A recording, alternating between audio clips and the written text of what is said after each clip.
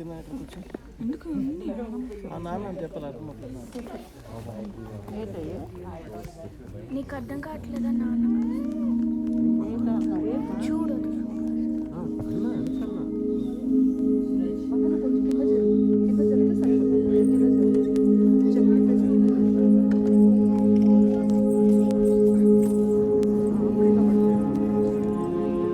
चार सौ वर्ष पहले गणित और खगोल विज्ञान के एक मध्यम आयु के प्रतिभाशाली प्राध्यापक ने अपने हाथों से बनाए दूरबीन से पहली बार आसमान की ओर देखा।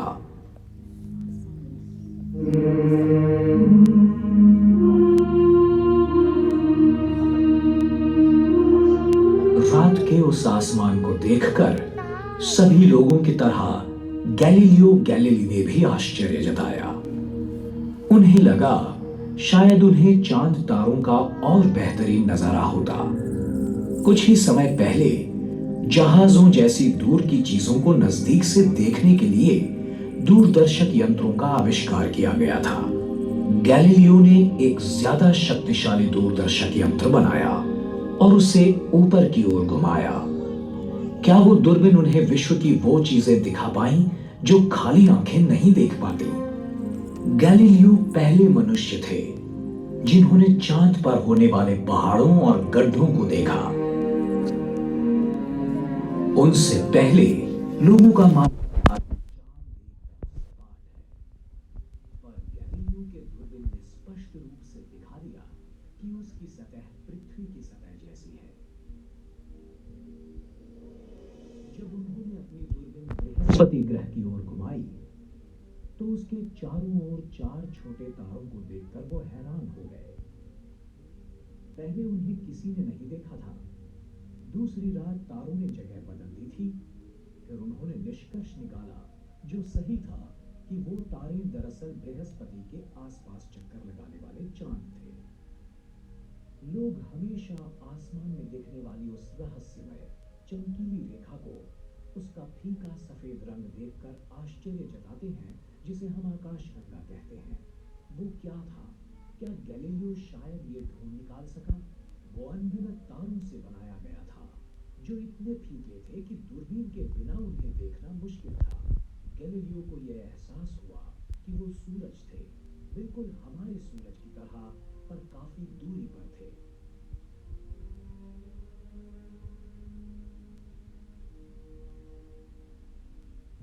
आज हमने विशाल दूरबीनों की रचना की है जिससे हम गैलीलियो की दूरबीन से कई ज्यादा प्रतिशत दूरी पर देख सकते हैं। ये फोटो हमारे सबसे बेहतरीन दूरबीन से लिया गया है, पर यह पृथ्वी नहीं है। ये अंतराल है जहां बादल, प्रदूषण या वातावरण दृश्य में बाधा नहीं डालता। ये है हबल स्पेस टेलीस्कोप। इससे हमने विश्व की कई विस्मयकारक चीजों को देखा है। हमारे तंत्र ज्ञान की सहायता से हम गैलीलियो से ज्यादा चीजें जान सकते हैं, लेकिन कुछ महान सवाल रह ही जाते हैं कि विश्व की निर्मिती कैसे हुई, वो कितना बड़ा है, कितने तारे हैं आसमान में, विश्व का भविष्य क्या होगा। वैज्ञानिकों का यह मानना है कि उन्होंने इनमें से कुछ सवालों को हल कर दिया है, पर कुछ अब भी बाकी हैं। ये विश्व सभी रहस्यों में से सबसे महान रहस्य है, और जैसे जैसे हम उसके राज खोलते जाएंगे वैसे नए आविष्कार सामने आ जाएंगे। कोई भावी वैज्ञानिक ये काम निश्चित करेगा जो शायद आज ये शो देख रहा हो।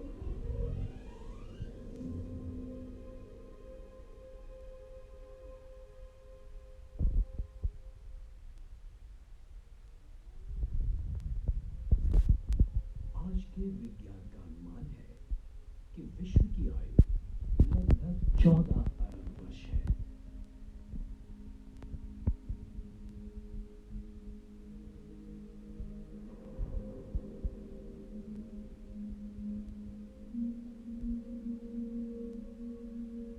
आज तक मिली जानकारी के अनुसार जो भी चीजें अस्तित्व में हैं, उन सभी को ये समेट लेता है।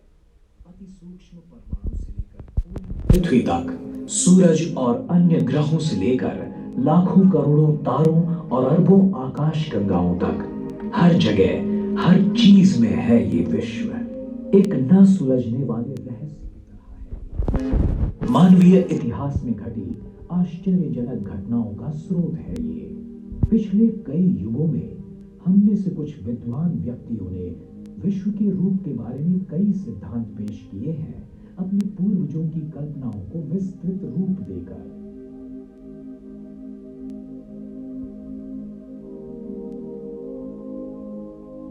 आज के विश्व की ये कहानी गतकाल के उन महान खगोल वैज्ञानिकों को शायद अजीब लगेगी, जैसे भारत के विश्वामित्र, ग्रीस के टॉलेमी, भारत के आर्यभट्ट, पोलैंड के कोपरनिकस और इटली के गैलीलियो।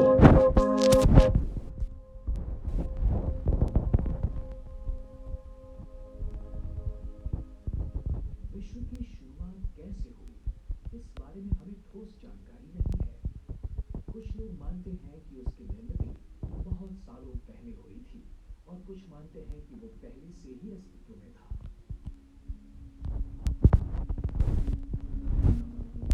आज के विज्ञान का अनुमान हमें बताता है कि विश्व का निर्माण बिग बैंग नामक विस्फोट से हुआ लगभग 14 अरब वर्ष पहले।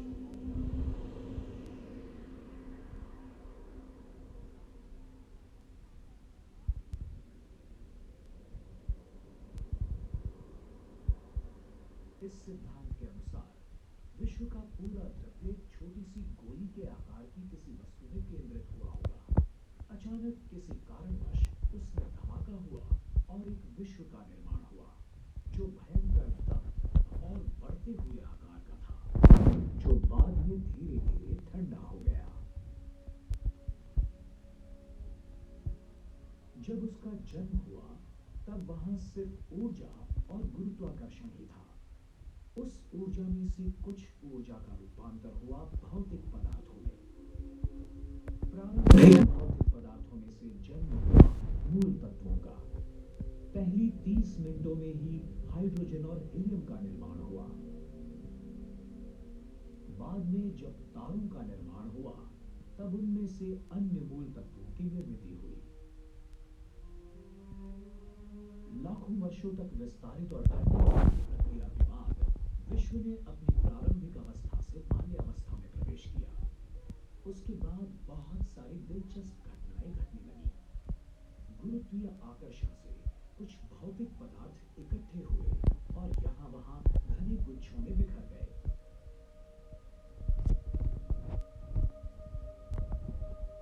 ये वायु और धूल से भरे गुच्छे अंत में बह गए और आकाश गंगाओं में बदल गए। आकाश गंगाओं के हाइड्रोजन और हीलियम वायु बिखरकर उनमें से छोटे बादल बन गए। इन बादलों में से आकाश गंगाओं के पहले तारों का जन्म हुआ। शुरुआत में निर्माण हुए बहुतांश तारे अति विशाल थे, पर कुछ लाख वर्षों तक ही वो टिक पाए। फिर उनका विस्फोट हुआ, प्रलयंकर धमाकों में, जिन्हें सुपरनोवा के नाम से जाना जाता है।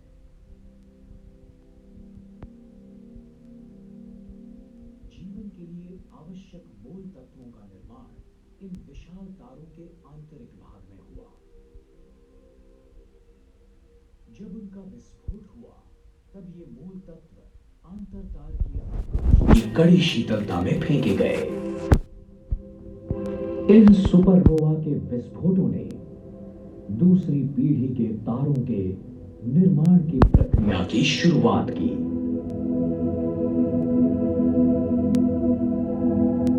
जब तक विश्व की आयु कुछ अरब वर्षों की हुई, तब तक विश्व बहुत जटिल बन चुका था। विश्व की निर्मिती के समय की प्रकाशमान ऊर्जा अब अरबों आकाश गंगाओं के विशाल समुदाय में फैल गई थी। इनमें से कुछ आकाश गंगाएं सर्पिल आकार की हैं, कुछ अंडाकार हैं और अन्य अनियमित आकार की हैं, जो आकाश गंगाओं के टकराव का परिणाम है।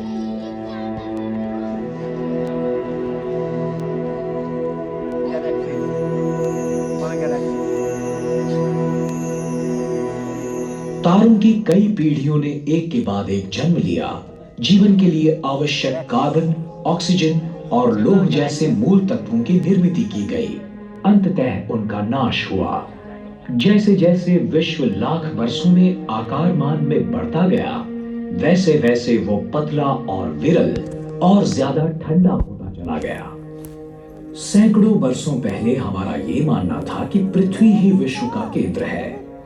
बाद में विज्ञान ने यह साबित किया कि हमारा ग्रह और अन्य ग्रह दरअसल सूरज की परिक्रमा करते हैं।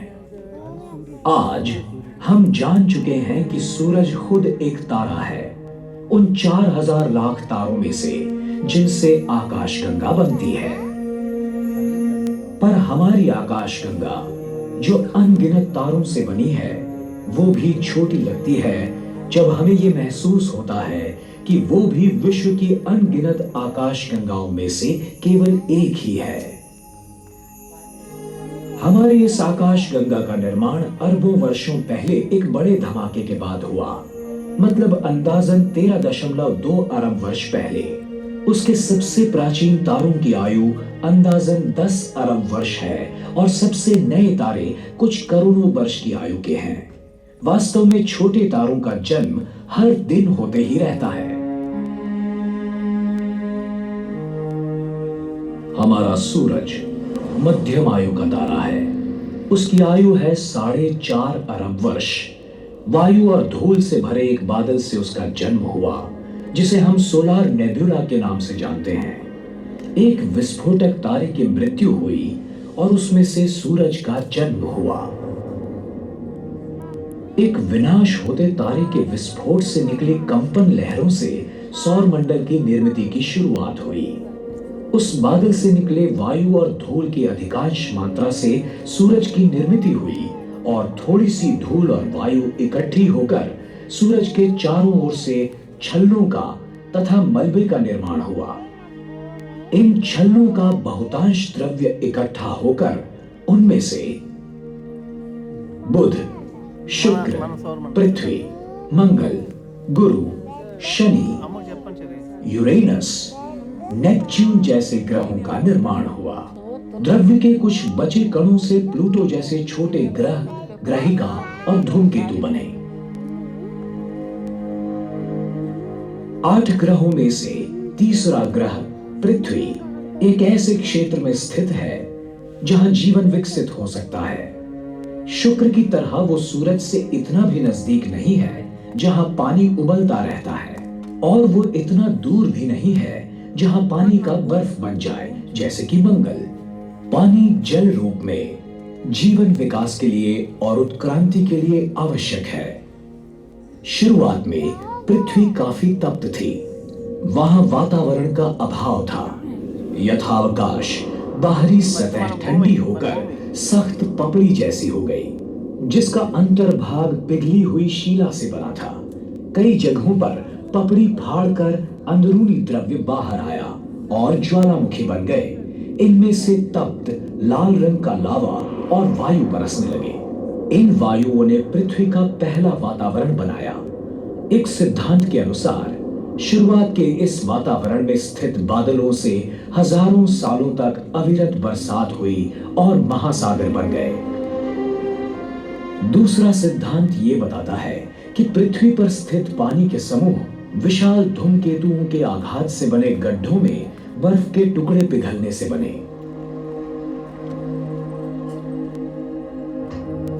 अगर आप हमारे ग्रह का जन्म आसमान से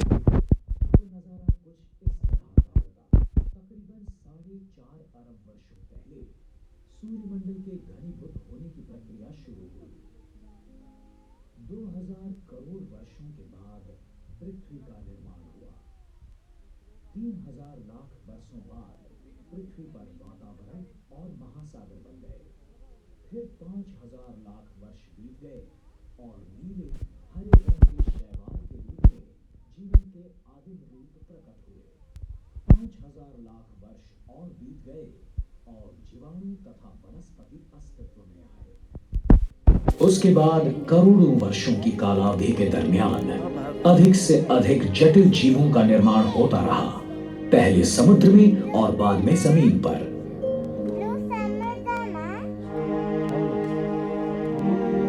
कुछ 2000 लाख वर्षों पहले डायनासोर्स जैसे महाकाय जानवरों ने पृथ्वी पर राज किया।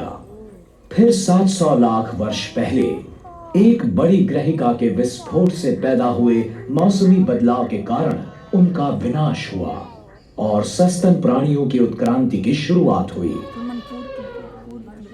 सबसे पहले थे मानव, जिन्होंने निसर्ग को ही आकार देने की शुरुआत की।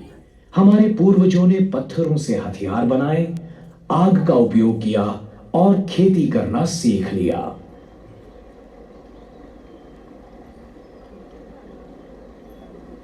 पथिकों और भटकइये लोगों से हम आदिवासी बन गए।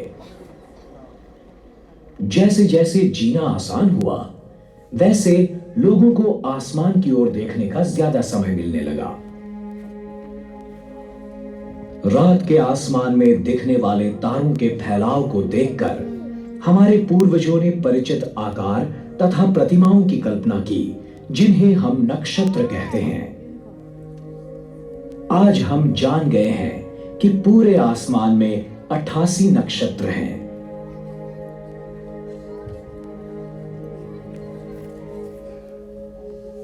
इनमें से 12 राशि चक्रीय नक्षत्र हैं। एक साथ देखें तो उनका आकार आसमान में एक पट्टी की तरह दिखता है। सूरज, चांद और ग्रह इस राशि चक्र के पट्टे से गुजरते हैं, ऐसा आभास होता है।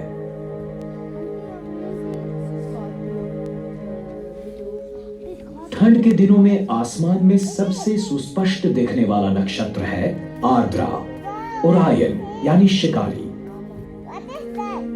थोड़ी सी पश्चिम की ओर है आकाशीय बैल यानी कि वृष, टॉरस, राशि चक्र का एक नक्षत्र। ऐसे लगता है कि यह बैल उस शिकारी पर हमला कर रहा हो।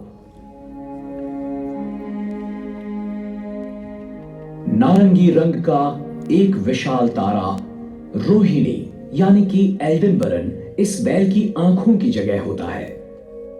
आर्द्रा की दूसरी ओर हमें व्याध यानी कि महाश्वान या कैनिस मेजर दिखता है, सीरियस यानी डॉग स्टार के साथ।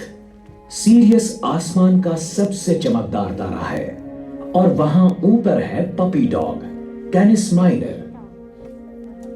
हीनश्वान तारामंडल जो अपने चमकने वाले तारे प्रोसियन के साथ है। प्राचीन काल में मानव जंगली जानवरों के साथ रहते और उन्हीं को आसमान में देखते थे, जैसे कि भालू। तो वहां है बड़ा भालू, सप्तर्षि या अर्सा मेजर, और नजदीक है छोटा भालू, ध्रुव मत्स्य या अर्सा माइनर। जैसे कि हम देख रहे हैं, बड़े भालू के शरीर से 2 तारे सीधे छोटे भालू की पूंछ की ओर निशाना बनाए हुए हैं, जो है ध्रुव तारा यानी कि पोलरिस। उसी के ठीक ऊपर हमें दिख रहा है लोकप्रिय राशि नक्षत्र लियो यानी कि सिंह। उसके आगे के पंजे के पास है एक चमकीला तारा मघा यानी रेगुलस। ये दरअसल 4 तारे हैं और पूंछ के नजदीक है डेनेबोला जो एक जवान तारा है। दक्षिणी आसमान में हम देख सकते हैं एक प्राचीन जहाज को, नौका मंडल को, जो है आर्गो। हमने इस जहाज को 3 नक्षत्रों में बांट दिया है। इस प्राचीन जहाज के पाल को कहते हैं वेला, इसका पिछला हिस्सा पपीज और नौतल को कहते हैं करीना। करीना का अगस्ती यानी कैनपस इस आसमान का दूसरा चमकीला तारा है। अगस्ती का उपयोग नौका परिवहन में दिशा दर्शक के रूप में किया जाता है। दक्षिण में एक और नक्षत्र है जिसका उपयोग भी नौका परिवहन में होता है। वो ये है जो 4 तारों से बनता है और आकार में एक क्रूस जैसा है। ये है दक्षिणी क्रूस यानी त्रिशंकु या क्रक्स।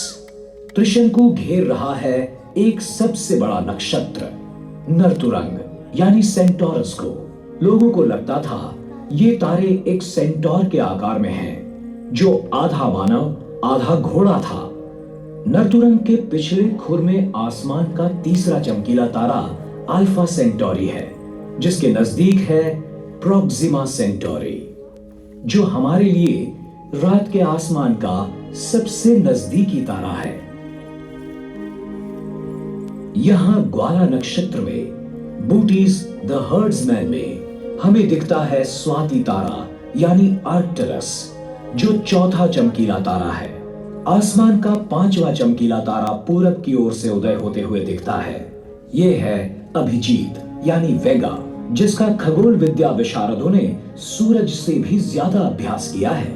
अन्य दो चमकीले तारे डेनेब ऑफ सिग्नस और एल्टेयर ऑफ एक्विला के साथ वेगा एक लोकप्रिय त्रिकोण का आकार धारण करता है, जिसे समर ट्रायंगल कहते हैं, जिसका हर मई में उदय होता है, जो ग्रीष्म ऋतु के आगमन की सूचना देता है।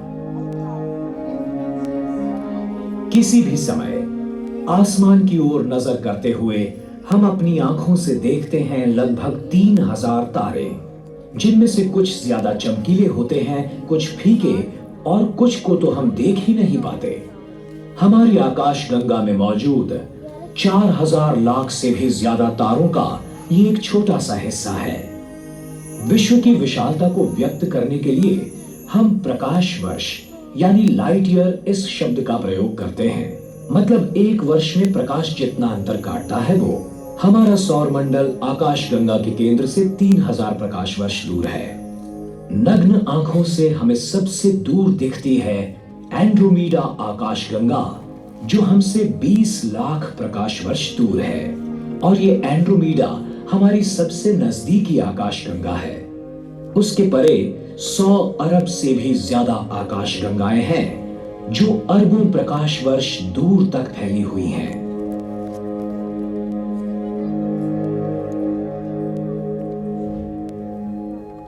हमने हजारों वर्षों तक विश्व का निरीक्षण करके उसे समझने की कोशिश की है।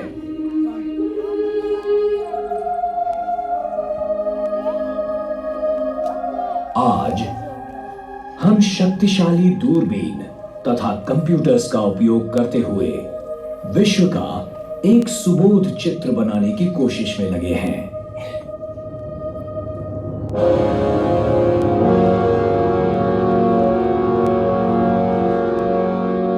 हमें एक सवाल हमेशा आकर्षित करता है, क्या दूर वहां पर जीवन है? कुछ आसमान निरीक्षक सिर्फ उस अलौकिक प्राणी मात्रों के खोज में डूबे रहते हैं। हाल ही में हमने ये खोज लगाई है कि कई तारों की अपनी ग्रहमालाएं हैं।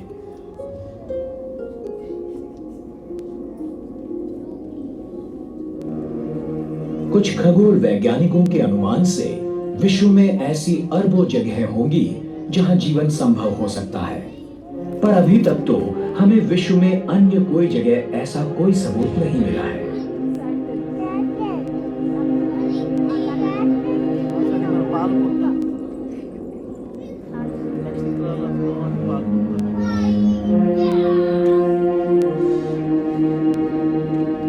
जीव वैज्ञानिक और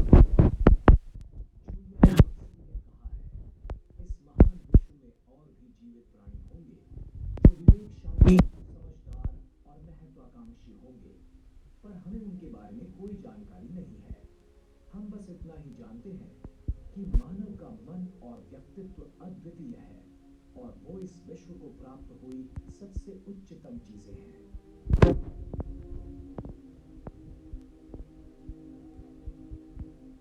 हक्सली ने कहा, मानव इसी वास्तविकता की प्रक्रिया है जिसमें और जिसके माध्यम से वैश्विक प्रक्रिया जागृत हो गई है और स्वयं को सम्मिलित करने लगी है।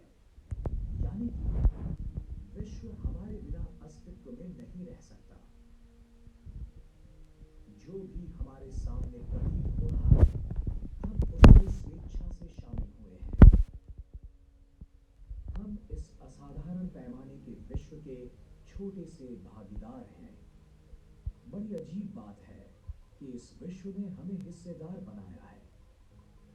प्रजातीय तौर पर हमारा भविष्य विश्व की होने वाली उत्क्रांति पर निर्भर है।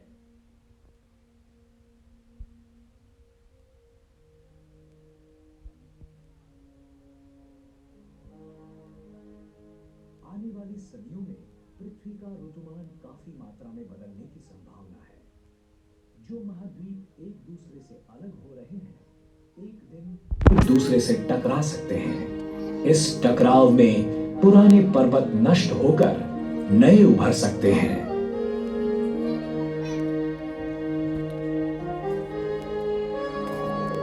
डायनासोर्स के समय जैसा हुआ था वैसे ही एक बड़ी ग्रहिका पृथ्वी पर गिर सकती है।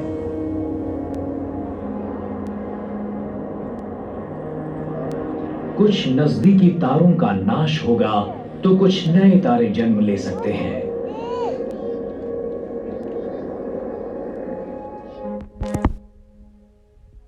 अरबों वर्षों के बाद सूरज भी एक महाकाय लाल गोले में प्रसारित हो सकता है और पृथ्वी तथा उसके परे सभी चीजों को समेट सकता है।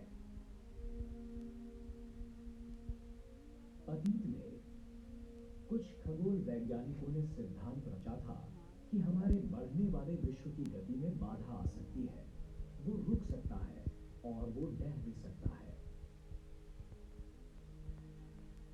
पर इस सिद्धांत पर भी सवाल उठाए जा सकते हैं और इसका कारण है खगोल वैज्ञानिकों की हाल ही में लगाई डार्क ऊर्जा या डार्क मैटर की खोज।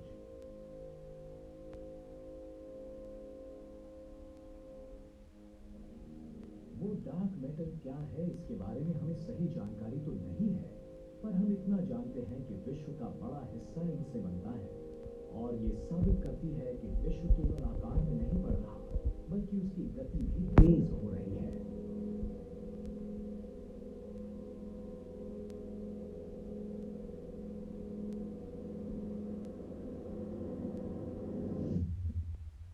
आने वाली पीढ़ी क्या खोजेगी किसे पता, शायद उनकी विश्व के बारे में हमसे बिल्कुल अलग ही समझ